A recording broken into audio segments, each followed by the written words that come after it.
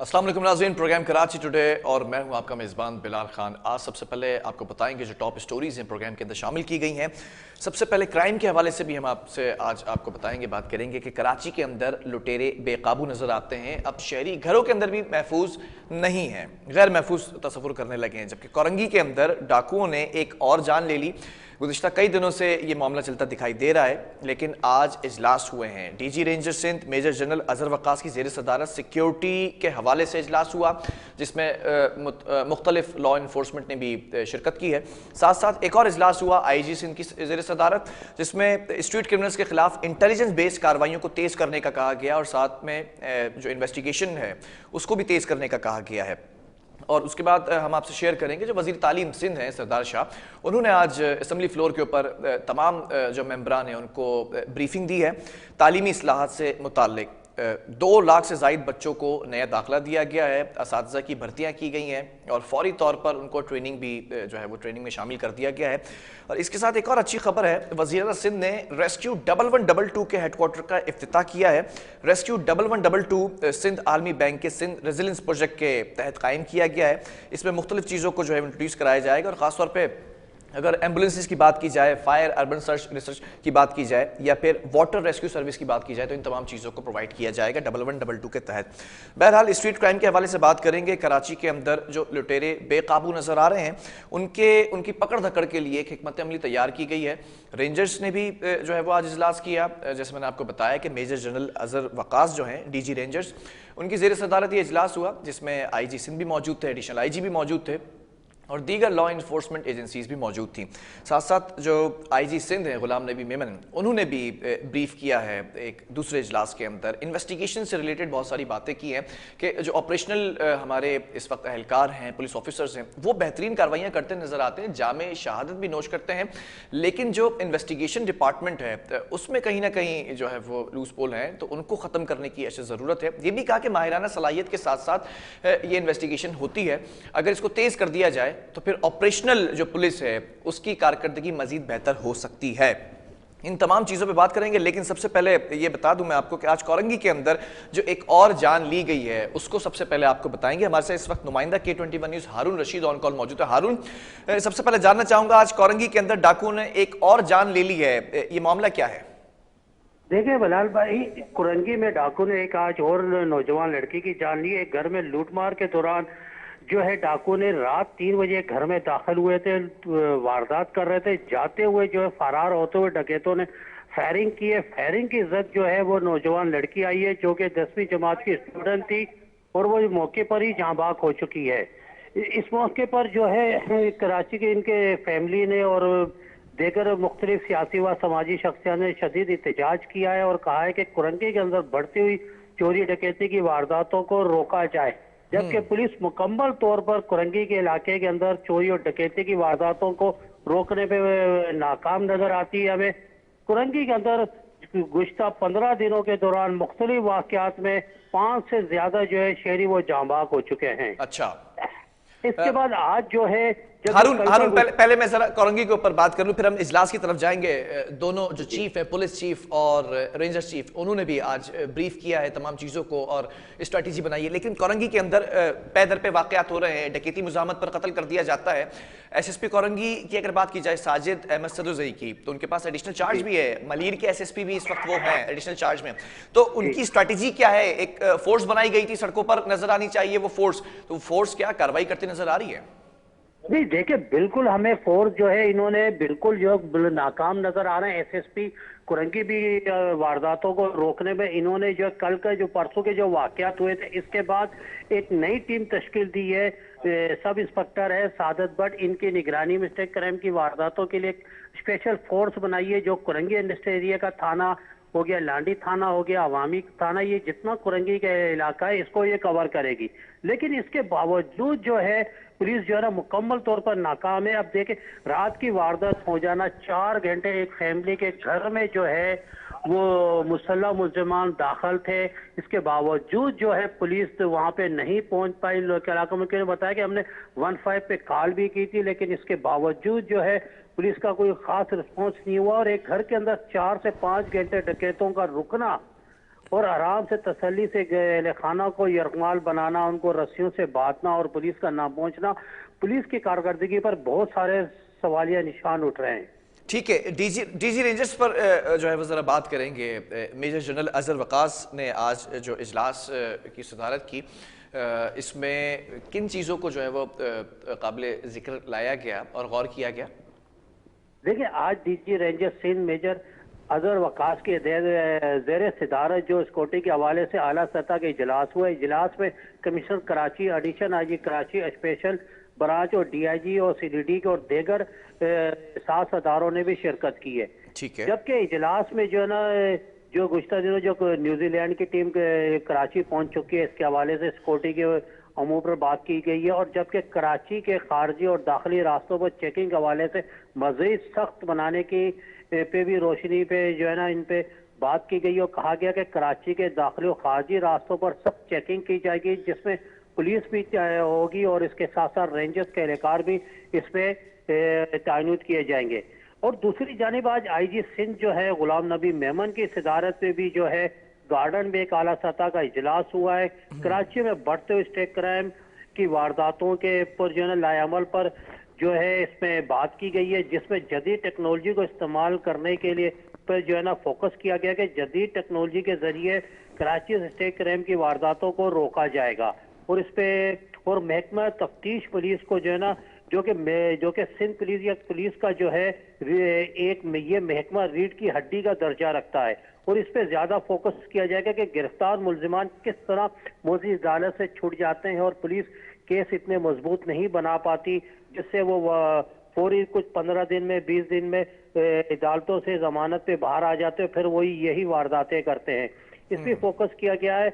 और इसके अलावा जो है देगर कराची के मुख्तलिफ इलाकों में सर्च ऑपरेशन, जहां मुज़ाफ़ाती कराची के जो इलाके हैं इनको खास तौर पर टारगेट किया गया है कि इन इलाकों पर पुलिस और रेंजर्स रोजाना की बुनियादों पर सर्च ऑपरेशन करेगी और यहाँ पे पुलिस और रेंजर्स की जो है ना मुख्तलिफ चेक पॉइंट बनाए जाएंगे, जहाँ पर पुलिस और रेंजर्स जो है वो 24 घंटे तैनात होगी और हर आने जाने वाली गाड़ियों को कड़ी निगाह किया जाएगा। और इसमें जो है ना कैमरों का भी इस्तेमाल किया जाएगा, ताकि जो है ना इन पे जो है कैमरों के जरिए जो है गाड़ियों को चेक किया जा सके कि आया कोई अगर वारदात होती है तो कि वो गाड़ी इस्तेमाल हुई थी या कोई और हुई थी। ठीक है, हारून ये भी बताइएगा, आईजी सिंध गुलाम नबी मेमन आज जिस इजलास की सदारत कर रहे थे पुलिस म्यूजियम गार्ड साउथ में, इसमें 15 रिस्पांस के हवाले से भी बात किया गया कि 15 को रिस्पांस टाइम मजीद बेहतर करने की जरूरत है। जरा इस पर भी डिटेल बताइएगा कि किस तरह से टेकअप किया गया इस मामले को। देखिए 15 जो है इस पे पुलिस ने जब इससे पहले जो एक कराची से अगर हम बात करें, सिंध में एक अरसा पहले 15 बिल्कुल खत्म हो चुकी थी, इसको दोबारा फॉल किया गया, जिसके इनके चार्ज जो है डॉक्टर कामरान खान को दिया गया था। इनके बाद इनकी जो पोस्टिंग कराची से जो है वो दूसरे सिंध से जो है पंजाब कर दी गई थी। तो इसके बाद 15 को जो है एसएसयू के कमांडो, एसएसयू की जो है कि डीआईजी है मकसूद मेमन, इनके मातेहत कर दी थी कि 15 जो है वो एसएसयू के मातेहत चलेगी। इनके हालांकि एसएसयू की अगर हम बात करें तो बहुत बेहतरीन कराची में पुलिस का रिस्पॉन्स इसका रहा है, लेकिन हैरत की बात है कि इतने काबिल डीआईजी एसएसयू के जो है डॉक्टर मकसूद मेमन, वो 15 को उस तरह नहीं लाया जा सका जिस तरह इनको 15 को करना चाहिए कि फौरी तौर पर रिस्पॉन्स हो। और 15 जो है ना वो कम से कम 5 से 10 मिनट तक जो है इलाके में मौके वारदात की जगह पे पहुंचनी चाहिए। इस पे आज एडिशन आईजी सिंध ने जो है एडिशन आईजी से भी इस मौके हवाले से बात की और डॉक्टर मकसूद मेमन से भी रब्ता किया गया कि 15 को मजीद फॉल बनाया जाए और इसमें 15 में मजीद जो है पुलिस को मोबाइलें दी जाए और इलाके के मुख्तलिफ पॉइंटों पर पुलिस के साथ साथ जो है वो ये 15 की जो पॉइंट बनाए जाए, बढ़ाए जाए, जिससे ताकि जो है इससे जो फौजी और आवाम को रिस्पॉन्स मिल सके। ये भी बताइएगा, आईजी सिंध गुलाम नबी मेमन ने एफआईआर के हवाले से भी बात की है कि एफआईआर की रजिस्ट्रेशन को जल्द अज जल्द यकीनी बनाया जाए। शहरी अगर राबता करते हैं, पुलिस स्टेशन का जो है वो दौरा करते हैं और फिर अपनी एफआईआर कटवाने के लिए वहाँ पर घंटों खड़े रहना पड़ता है, इससे मुताल्लिक क्या कहते नजर आए आईजी साहब? देखिए जब आईजी साहब इस पर हवाले से भी आज एफआईआर जो ताखिर का शिकार होती है और शहरियों को जो है एफआईआर दर्ज कराने में शदीद मुश्किलात का सामना करना पड़ता है। इससे पहले जब एडिशन आईजी कराची हैं, इन्होंने जब एडिशन आईजी कराची का चार्ज लिया था तो इन्होंने और आईजी सिंध ने भी एक अपने ऑर्डर जारी किया था हुक्मनामा कि किसी भी शहरी को किसी भी थाने के दूध उसको जो भी नजदीक थाना पड़ता है उसके, चाहे वो वाकया जो है किसी और थाने में हो, लेकिन वो किसी और थाने में मुकदमा दर्ज कराना चाहता है तो वो फौरी तौर पर दर्ज किया जाए। लेकिन ये हमें जो है पुलिस के आला अफसरान के सिर्फ हुक्म के नामे ही तक नजर आए, ऑर्डर तक नजर आए, लेकिन हकीकत में ऐसा होता हुआ हमने कहीं नहीं देखा। और आखिर जो थानों के अंदर ड्यूटी अफसरान बैठे होते हैं ये मुख्तलिफ हरबे इस्तेमाल करते हैं, जिसे वारदातों का उनसे इतने नुक्ताचीनी इतने सवालात किए जाते हैं कि शहरी जो है थानों में जाने से डर रहे हैं, मुकदमा दर्ज कराने से भी डरते हैं। इस पे भी जो है ना बात की गई है और पुलिस ज्यादातर आईजी सिंध ने, एडिशन आईजी कराची ने भी कहा है कि शहरियों को कि वो थानों में जाए, मुकदमा दर्ज कराएं। ठीक है हारून, मजीद क्या इस इजलास के अंदर ब्रीफ किया गया, खासतौर पर जो स्नैप चेकिंग है, पुलिस गश्त है या पिकटिंग के साथ साथ जो रेकी की निगरानी है, इस पर भी जो है ऑर्डर देते नजर आए जो DIGs हैं और SSPs हैं या फिर मुताल्लिका जोन्स और डिस्ट्रिक्ट्स की अगर मैं बात कर लूँ? देखिए, जो DIG है या SSP, इनको हदायत की गई है कराची के हर थाने में एक स्पेशल ब्रांच के एहलकार होते हैं, इनकी वहाँ पोस्टिंग होती है जो इलाके के अंदर तमाम सियासी जमातों से, मजहबी जमातों के और दीगर अमूरों पर उनके पास मुकम्मल तफसीली रिपोर्ट होती है जो थाने का एक रीढ़ की हड्डी का किरदार अदा करते हैं। लेकिन स्पेशल ब्रांच वाले भी जो है इस वक्त जो है वो उस तरह का किरदार करते हुए नजर नहीं आ रहे। स्पेशल ब्रांच वालों को भी ताकीद की गई कि इलाके में कि जो है ना क्राइम, जो जितने भी एक्टिविटीज वाले हैं, क्राइम वाले हैं या चोर डकैत जो कि मुख्तलिफ केसों से जमानत पर रहा होकर बाहर आ चुके, इनकी निगरानी की जाए। जबकि गुज़श्ता दिनों कुछ अर्सा कबल जब हमारी बात हुई थी एडिशन आईजी कराची से और आईजी से, उन्होंने कहा था कि जितने भी क्रिमिनल रिकॉर्ड के चोर हैं, डकैत हैं या दूसरे जुराइम पेश हैं, जिन पे मुस्तकिल जिनका काम ही डकैती मारना, चोरी करना है, इनको हम एक सिम लगाएंगे इनके जिस्म पे, एक पाँव में, ताकि हम इनकी निगरानी की जा सके, ये कहाँ जाते हैं कहाँ नहीं, उससे हम इनकी लोकेशन को ट्रेस कर सके। लेकिन अब तक जो है ये सिम का भी जो है ना, इसका कोई भी उस बयान तक ही ये महदूद रहा। इस पे भी अमली तौर पर जामा पनाने में पुलिस मुकम्मल तौर पर नाकाम नजर आई हमें। और अब इसके बाद स्पेशल ब्रांच के जो किरदार होना चाहिए वो भी जो है इस वक्त वो नहीं कर पा रही है। हारून, ये जो आज इजलास हुआ है इसमें CIA भी मौजूद था और CTD भी थी, स्पेशल ब्रांच भी थी, ऑपरेशनल पुलिस भी थी, SSPs, DIGs, तमाम लोग यहाँ पर मौजूद थे। फिर भी IG सिंध ये कहते नजर आए कि जो एडवांस इंटेलिजेंस कलेक्शन है उसको मजीद बेहतर होना चाहिए। माजी के अंदर हम इस बात को बता चुके हैं अपने व्यूवर्स को कि जो इंफॉर्मेशन शेयरिंग है इदारों के दरमियान वो कहीं ना कहीं मफलूज हो गई थी, उसको दोबारा से बहाल करने का भी कहा है आज के इस इजलास के अंदर।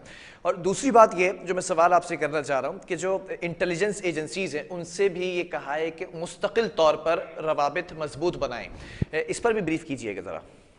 देखिए, इसमें जो है गुज़श्ता दिनों जो वज़ीर आला सिंध के सदारत में इजलास हुआ था, वज़ीर आला सिंध में कहा था कि तमाम पुलिस है, रेंजर्स है, एहसास अदारे, इंटेलिजेंस अदारे, ये रोजाना की बुनियादों पर एक दूसरे को ब्रीफ करें, एक दूसरे से राब्ते में रहे और जो भी इनकी रिपोर्ट होगी वो रिपोर्ट अपनी ये मुर्तब करते हैं, एक दूसरे से शेयर करें। आज भी इसी इजलास में जो है, आज जो IG सिंध और DG रेंजर्स का की सदारत में जो इजलास हुए इन पे भी यही फोकस किया गया है कि जितने भी इंटेलिजेंस अदारे हैं या DG रेंजर्स के हैं, एहसास अदारे हैं, स्पेशल ब्रांच वाले हैं, ये रोजाना की बुनियाद पर एक दूसरे को जो है वो रिपोर्टें पेश करेंगे और इस पे रोजाना जो है एक दूसरे टेलीफोनी राब्ते या वीडियो लिंक के जरिए एक दूसरे से जो है ना बाहमी राब्ते का एक वो तरीक़ाकार मुर्तब किया जा रहा है। अब देखना यह है क्या इस तरीक़ेकार पर ये पूरे उतर सकते हैं।